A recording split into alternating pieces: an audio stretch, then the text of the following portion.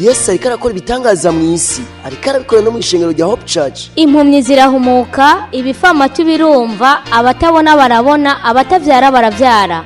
Nawe urashaka kuronka igitangaza cyawe no munsi? Kwirikirana ikiganiro ivyo Yesu akora mushikirizwa n'ishengero rya Hope Church. Hope Church ikorera mu Caramagahahe, wururutse bisi ku G11 ucuduga ku G12 hafi y'ikibuga kwibarabara bita iry'amabeni, abandi bakahita kumbaho hafi y'uruzi Gikoma.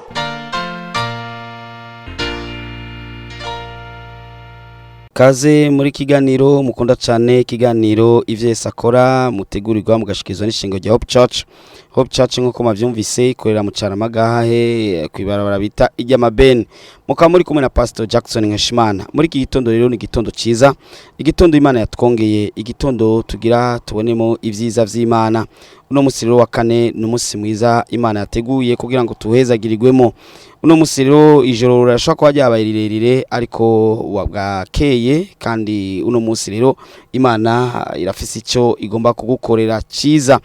Abantu rero barashaka barushe, baremerewe, batabona iyo bava niyo baja, ariko kandi Imana ugasanga nayo yateguye ibindi vyiza cyane. Ariko kandi n'abantu barashaka kwifuriza ibibi, ariko kandi Imana yo iguma ikwifuriza ivyiza. Uyu munsi rero wa kane ukubera umunsi mwiza cyane, umunsi w'umugisha. Uno munsi rero kandi turafise amasengesho yo kubohoka mu ishengero rya Hope Church, ishengero rya Hope Church aho mu Caramagahahe. Uno munsi saa 11 zuzuye neza turakuba dufise amasengesho amara isaha imwe, tuyita isaha imwe na Yesu, aho dusengera abantu bafise imitwaro, abaremerewe, abarushe, abameze ukuna kuriya, kandi tubona Yesu abakorera igitangaza. Nawe rero ntubure kuza kuri uyu munsi wa kane, aho tuza gusengera abatandukanye. Mwamaze kumva tugitangura ikiganiro aho dukorera ni mu Caramagahahe, mu Caramagahahe uje uva mu quartier ya kure ufata bisi muri ville ama ikagusiga ama bisi akatira ni ku G11 ucuja kwibarabara rikurikira bita ijya 12 canke iry'amabeni.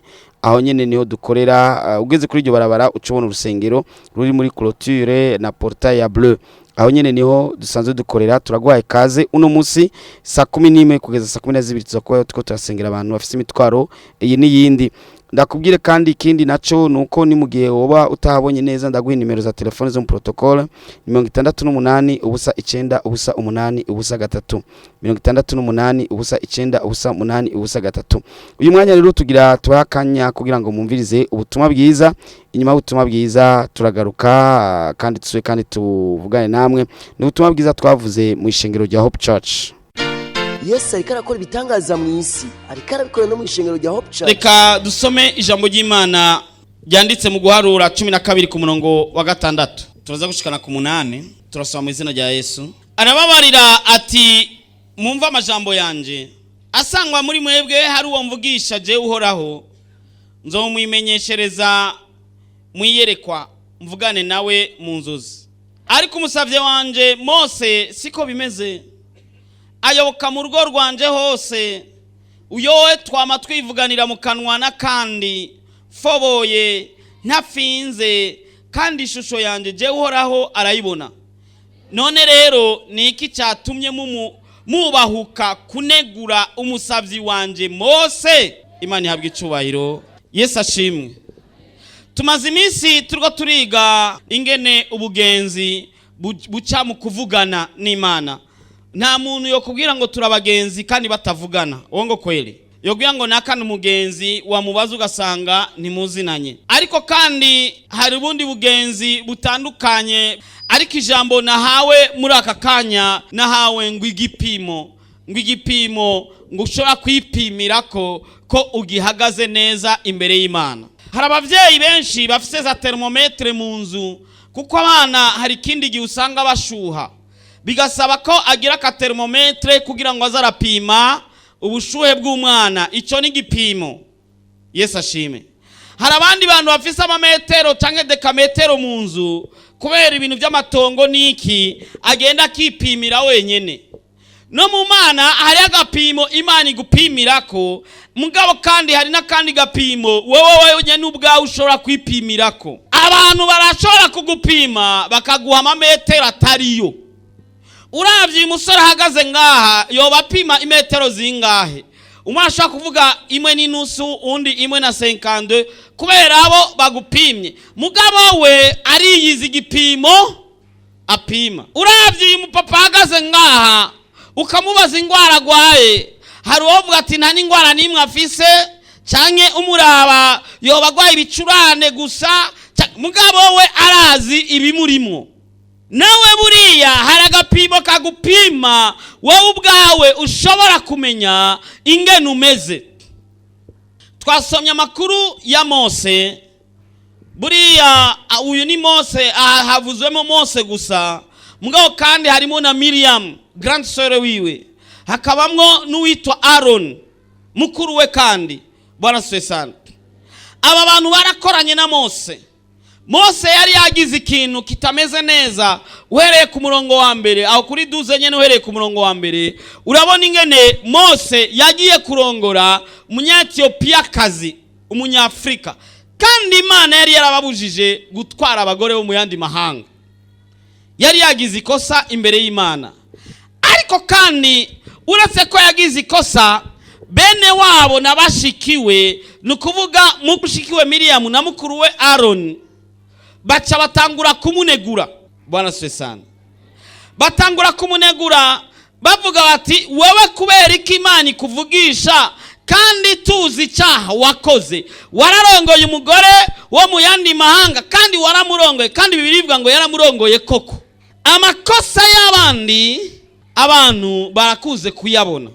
Bwana Swesana, igipimo rero igipimo cya mbere nuko mubona amakosa y'abandi ntiwibone ko amakosa yawe.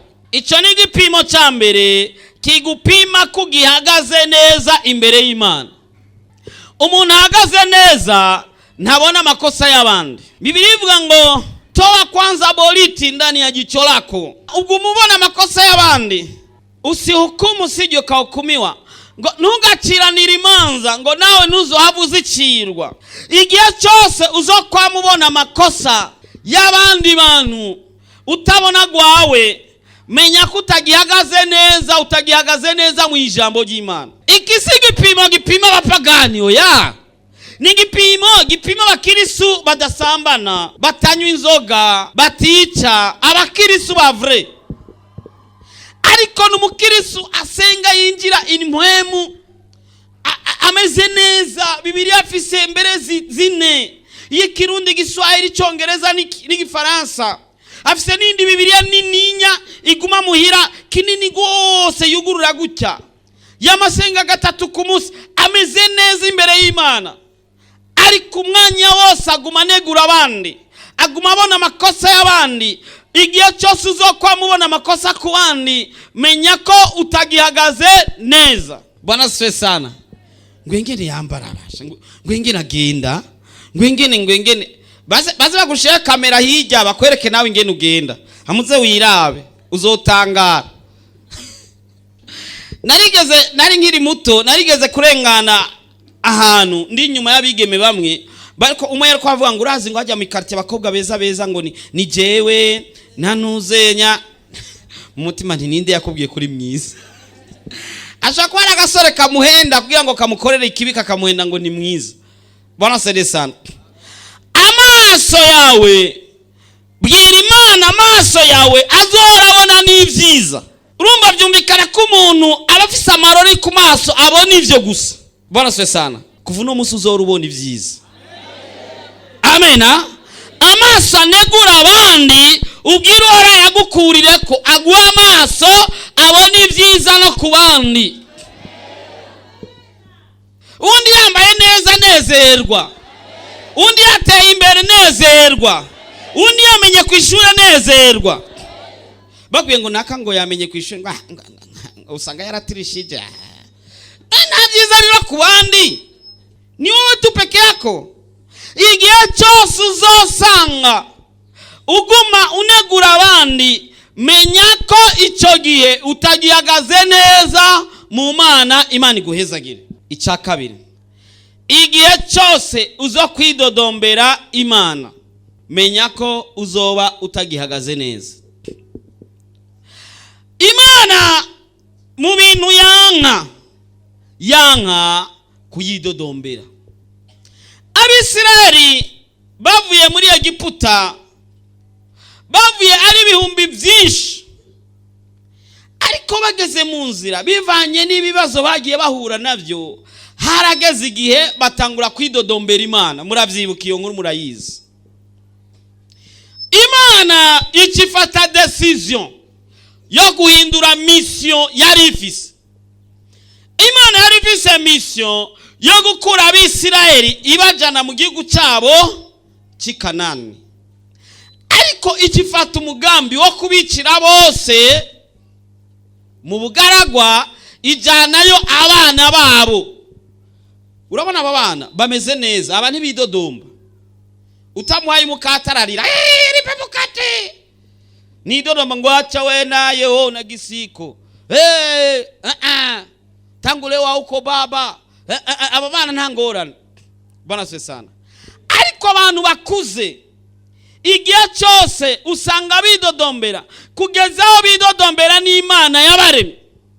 Kandi abakizwa benshi, abakirisu benshi n'abakristo benshi baridodombera Imana bivanye n'ikibazo iki cyangwa ikindi umuntu aba yaraciyemo.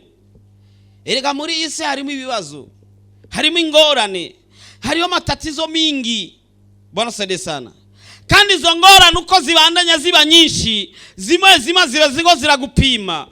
Ariko hagera mu ngorane zikomakomeye ugatangura kwidodombera Imana, ugatangura kuvuga ngo Imana ntacyo yamfashije, ugatangura kuvuga ngo Imana ntimbona, ngo kubera ikiyo girira naka neza je ntangirire neza. We bandanya wisengera, bandanya wisabira bwana sede sana, bwana sede tena. Igihe cyose uzokwidodombera yakuremye ikugezaho ugeze, ikugira icuri, menya ko uzoba utagihagaze neza. Wowe uri kuridodomba kubera ufise ishati imwe, ariko hariho batagira niyo imwe. Uri kuridodomba kubera utagira iki, hari n'utakigira icyo ufise icyo. Ngo Mana ngo urumva ngo nabuze ivyo kurya, ngo Mana ngo sinzosubira kugusenga. Ni nk'umuntu yoja gutuka bosi wiwe, ukamutuka ona gisikana fanana engene kameze wagashonjiwe kandi aguhemba. Uwo mwanya acavuga ati ndahagarika umushahara kandi nca ndakwirukana mu kazi. Uwo ngo kweli. Sasa uri kuridodombera Imana ikumva. Ngurumva ngo Mana ngo abandi burabagirira ibi, ngo abandi nabo kabagirira ibi, ngo ariko je kuvana gusengeye ngo we komeza. Umwanya utazi, isaha utazi, inyishu yawe irahari. Ku munsi utazi, ku isaha utazi, ku munota utazi, inyishu yawe irahari. None Moridekayi yarazi ko azokwinjira ibwami n'igikoti aveyo yambaye inyambara abami. Yinjiye ameze nk'abandi, asohoka ameze nk'abami. Nuravyumva? Moridekayi yinjiye ameze nk'abandi, asohoka ameze nk'abami. Nawe uzinjira umeze nk'abandi, wisohoka umeze nk'abami. Yesu ariko arakora ibitangaza mu isi, ariko arabikora no mu ishengero rya Hope Church. Nizere ko wumvise amajambo meza y'Imana, kandi nizere ko wafashijwe ego, kandi ndizera ko byagenze neza. Uyu mwanya rero tugeze mwanya mwiza wo kubaha akajyo gukurikirana intahe z'ivyo Yesu ariko arakora mu ishengero rya Hope Church. Yesu ariko arakora ibitangaza mu isi, ariko abikora no mu ishengero rya Hope Church. Ndagwaye kaze rero kugira ngo nawe uhezagiranwe hamwe natwe. Ego kaze uhezagiranwe hamwe natwe, kandi ndizera ko Yesu aza kugufasha, kandi byose ko biza kugenda neza. Uno musi rero ukubera umunsi mwiza. Umvirize intahe, izi ni zimwe mu ntahe, si zose ni intahe zimwe mu byabaye, mu byo Yesu ariko arakora mu ishengero rya Hope Church. Ibyo Yesu ariko arakora ni byinshi, ivyo rero ni bimwe mu byo Yesu ariko arakora. Ndagwaye kaze rero nawe uhezagiranwe hamwe natwe. Kaze cyane wumve zimwe mu ntahe z'ivyo Yesu ariko arakora, nawe yo kugirira neza mu gihe nawe kwishikira aho hantu biriko birakoreka. Yesu ariko arakora ibitangaza mu isi, ariko arabikora no mu ishengero rya Hope Church. Kije mu izina rya Yesu. Amen. Akabazo, waje muri Hope umeze gute? None ubu umeze gute? Ulikuja ndani ya kanisa huko waje? Yewe naje muri Hope, wewe wavugiye ku radio, nari umuntu ndandaza. hama ndahomba byose birahera biheze ndavuga ati none ubuzima bwanje nzobaho gute bigiye kugenda gute n'abana kuko ndi mu mafise abana bahungu n'abakobwa babiri hama ucuvugira kwiradiyo ati wewe urushe uremerewe nimuze kuri Yesu arabaruhura hama jeje ndavuga ati none ko uyu muntu avuze ngo tugende kuri Yesu araturuhura no mubona gute vuga kuri adresse amacha mfata tagisifero ndayibaza urahazi tagisifero mbwira ngo ndahazi njyana uzobukoze inje nari nkenye by'ukuri amahera yose yaraheze ubu amahera yaragarutse ubu nukuri nta kintu mbuze nukuri n'abana banje nta nzara barara nukuri mu mperi yo mana mashi amena amena. Yesu ariko arakora ibitangaza mu isi ariko arabikora no mu ishengero rya Hope Church. Haleluya. Amen. Ninjiye muri opeta na telefone mfise atanagahinda mugabo ubu ndafite telefone itari ntoya. Yesu abahezagire. Amen. Amen. Amen. Yesu ariko arakora ibitangaza mu isi ariko arabikora no mu ishengero rya Hope Church.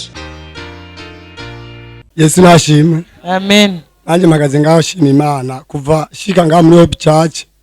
Vrema jewe natanguye nyonga tagisivero. Ntanguye nyonga tagisivero nayiko ndondera ikintu bitwa premi. Ndamirigwa nabi ndababara umuntu udatarotse acanyereka ngaho muri Hope Church. Maze guhashika ncaniga ukuntu wo kurondera subira kuri ya tagisivero ndakora n'umutima mwiza ndasubira Imana iraheza ganje ndonka premi. Ni kuvuga ubu nivyo banacho mana kimena itatari kinga. Imoto ubu ndagendesha ubu ngendesha abajaji imodoka ndagendesha. Nukuri ndashima. Yesu ariko arakora ibitangaza mu isi ariko arabikora no mu ishengero rya Hope Church. Yesu ashimwe. Je naje muri Hope Church mfise inzu ari chantier ubu isa neza irayagayaga amangi ni menshi Yesu abahezagire. Imana ikiranyugururira imigisha Yesu abahezagire. Amen. Amen. Yesu ariko arakora ibitangaza mu isi ariko arabikora no mu ishengero rya Hope Church. Haleluya. Amen. Je nanje abantu benshi barumvise ntahe yanje nkiza muri Hope Church nari umuntu nava mu Kanyosha n'amaguru ariko ubu aho ngeze kuri uyu munsi simenya gufata taxi kuva mu Kanyosha gushika ngaha nkongera nkafata iyindi no gutaha kubwize yigisho yagiye aratwigisha nagenda zikurikiza nza ndabona imigisha myinshi Imana bahezagiye. Amen. Amen. Amen. Amen. Yesu ariko arakora ibitangaza mu isi ariko arabikora no mu ishengero rya Hope Church. Yesu ashimwe. Amen. Yesu ashimwe cyane. Amen. Andi baramukije mu izina rya Yesu. Amen. Izi nyigisho zatubereye nziza cyane kubazikurikiranye. Je ndibuka ngishika muri Hope Church twari ku mashure kumutanga aho bita mu Gikungu. Nari mu buzima novuga bubi kabisa bubi. Ndibuka ikindi gihe fata umwanya n'umujya je n'abana n'umugore n'abana tucakwirwa kuri eglise dusaba Imana kugira ngo iduhindurire ubuzima. Hama bivanye n'inyigisho twagiye turonka hari cyabaye nari mu buzima nashobora kwambara ishati rimwe ukwezi. Nari mu buzima madame yafize igitenge kimwe kigahera giheze tukabona kuronka ikindi. Nari mu buzima twari mu buzima bwo gukuranya impuzu butabamwe. Twari mu buzima habonetse urubanza tujako ntibyaba byoroshe. Nawe ucuvyumva uceruka mu rubanza mu bantu uca wumva ko bitari byoroshe. Twari mu buzima gufungura cyari kibazo. Mugabo uno munsi nibaza ko tuzinanye uno munsi woza nanjye no mutiza ga costume. Amen. Kandi bisabye ko tujana nanjye no kwambara kandi. Amen. Uno munsi madame woza kumutira gatengeye ukamuha. Amen. Rumva ko inyigisho zatubereye nziza cyane. Nibaza ko niwaziga ukazifata nka nkama haraho nawe zizokugeza Yesu abahezagira. Amen. Amen. Amen. Yesu ariko arakora ibitangaza mu isi ariko arabikora no mu ishengero rya Hope Church. Yesu nashimwe. Amen. Yesu nashimwe ishengero ry'Imana. Amen. Ngira nshime kimwe mu byo Imana yankoreye. Tugisengera mu Kigobe Hope Church itari mu Kirangaha. Byarashika ndibuka imyaka imwe byashika kugira nze gusenga n'umuryango byacangana bikanka bigashika ngaheba kuza gusenga kubera mbuze ingene shika mu Kigobe. Déplacement itike byansaba ibihumbi 2,000. Ivyo byarashitse, ivyo bihumbi 2,000 biraboneka mu nyuma bikanka. Ariko rero nagira shinga intahe mvuga yuko muri Hope Church twahezagiwe nahahezagiriwe. Pastor avuze yuko urushengero rugira gwimukire mu Cyarama, naramvuze nti mu mutima none ko vyanka mu Kigobe nkabura igihumbi cyo kumanuka ku rushengero n'igihumbi cyo gusubira muhira mu Cyarama bizokunda ko ikirere kiyongereye. Ariko ubu nagira ndabereke ivyo Imana yakoze. Ubu aho Hope Church yimukiye ngaha itike ndiha ibihumbi 10 birenga. Ariko rero ndashobora kuza gusenga kandi ubu niho nza gusenga. Yesu nahabwa icubahiro. Amen. Yesu ariko arakora ibitangaza mu isi, ariko arabikora no mu ishengero rya Hope Church. Yesu ashimwe. Amen. Hama nanje nkiza ngaha muri Hope hari muri 2017. Icyo gihe nakora akazi ko mu nzu. Mbere kenshi wasanga umenga nkora ijoro n'umurango ko na saa sita cyangwa saa hindwi yaragira ndiko ndakora ijoro. Hama uwo muntu nakorera yaranturubika cyane. Ariko sinifuza kurondera kandi kazi. Maze kuza muri Hope ndahamaze nk'ikiringo cy'amezi 2. Niho mu ico gihe naciye mbona uburyo bwo kwikorera ibyanje. Byukuri ubunya nta muntu mvuga ngo aranturubika, nshatse kuja gukora ndagenda nkakora. Canke naho nshatse nk'ihikonje byose biva muri jewe. Uca wisinyira ikonje. Yego. Amen. Amen, amen. Yesu ariko arakora ibitangaza mu isi, ariko arabikora no mu ishengero rya Hope Church. Ndashimwe. Amen. Nanje muri Hope Church nkihashika ubuzima ni bwari bwiza. Nari ngendera ku kamoto sinzi ko mukazi kitwa Jeho Kuki. Ako kamoto nicarako na madame n'umwana imbere n'uwundi nyuma. Ariko nkabona menga ni byari bihagije. Tuza turiga inyigisho turazifata zitubera inyigisho nziza. Imana iraduhezagira turaronka imodoka. Kubwo twabonye umugisha muri Hope Church ngira ngo imodoka zoba zimaze kunyandikwa ko simwe canke 2 canke 3. Eka mbere mfise n'inzu nziza cyane. Amen. Kuko mba mu bandi sinovuga ngo mba ahantu hagayitse oya. Urumva iteka Imana yampaye kubera aha hantu. Ico gihe wari upanze? Nari mpanze ahantu ngira ngo ndyamye mu gatondo mbyutse nabyuka menga nikoreye abantu bo muri quartier. Ariko ubu ndaryama ngira ngo nk'akabebe kubera Yesu ibyizankoreye. Amen, amen. Yesu aguhezagire. Yesu nashimwe kandi. Amen. Nukuri nanje ndashima Imana nukuri nkishika muri Hope Church nari umuntu nkenye merewe nabi cyane. Nari mu buzima sinzi ukuntu babwira abantu b'Imana. Nari umuntu nambara igitenge ngira ndagihawe n'umuntu. Umugabo ntiyarazi kungurira n'agatenge ngo ndakambare.